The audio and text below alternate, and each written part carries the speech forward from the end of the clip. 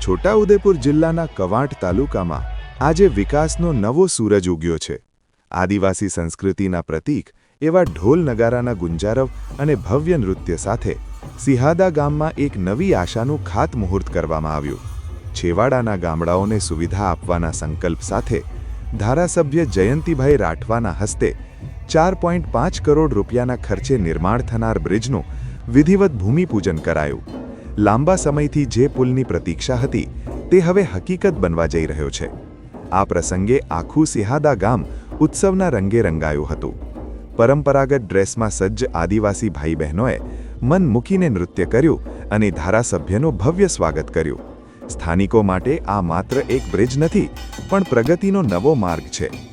4.5 કરોડના ખર્ચે તૈયાર થનાર આ બ્રિજથી ચોમાસામાં પડતી મુશ્કેલીઓનો હવે અંત આવશે। વિદ્યાર્થીઓ હોય કે દર્દીઓ, હવે દરેક માટે રસ્તો સરળ બનશે। ધારાસભ્ય જયંતિ રાઠવાએ પણ આ તકે વિકાસના કાર્યોને વેગ આપવાની ખાતરી ઉચ્ચારી હતી।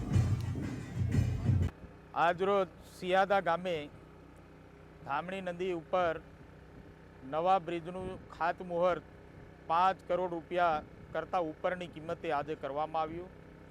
એ કાર્યક્રમમાં જિલ્લા પંચાયતના સભ્ય શ્રી સુરેશભાઈ, આ ગામના વતની અને બોડેલી તાલુકાના અમારા તાલુકા વિકાસ અધિકારી શ્રી હસમુખભાઈ, અમારા ભારતીય જનતા પાર્ટીના આગેવાન અને મારા વડીલ શ્રી વિજયભાઈ, જિલ્લા પંચાયતના સભ્ય શ્રી સુરતનભાઈ, આ તાલુકા પંચાયત સીટના સભ્ય શ્રી રાકેશભાઈ, અહીંયાના પ્રથમ નાગરિક એવા સરપંચ શ્રી ખીમજીભાઈ અને અન્ય સૌ આગેવાનો સરપંચશ્રીઓ સાથે મળીને ખૂબ ઉત્સાહ અને ધામધૂમકપૂર્વક આ બ્રિજનું ખાતમુહૂર્ત કર્યું।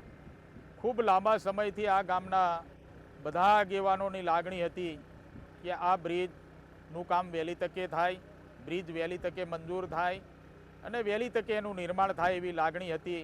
પરંતુ આજ રોજ એ જે સમસ્યા હતી એ સમસ્યા દૂર થઈ અને વહેલી તકે આ બ્રિજનું નિર્માણ થાય એના માટે પણ આ ગામના મારા તમામ આગેવાનો કાર્યકર્તા બધાને વિનંતી કરીશ કે તમે આ બ્રિજનું નિર્માણ કરવા માટે વહેલી કોન્ટ્રાક્ટરશ્રીને તમે સાથ અને સહયોગ પણ આપજો।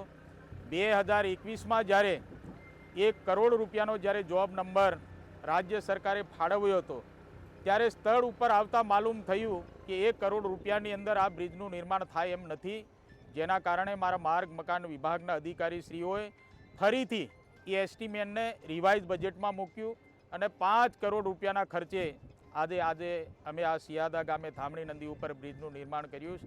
આજે સિયાદા ગામના બધા જ આગેવાનોના મુખે ખૂબ આનંદની લાગણી અને બધા આનંદ અને ઉલ્લાસ સાથે ઢોલ નગારા સાથે આજે આ બ્રિજનું ખાતમુહૂર્ત કર્યું।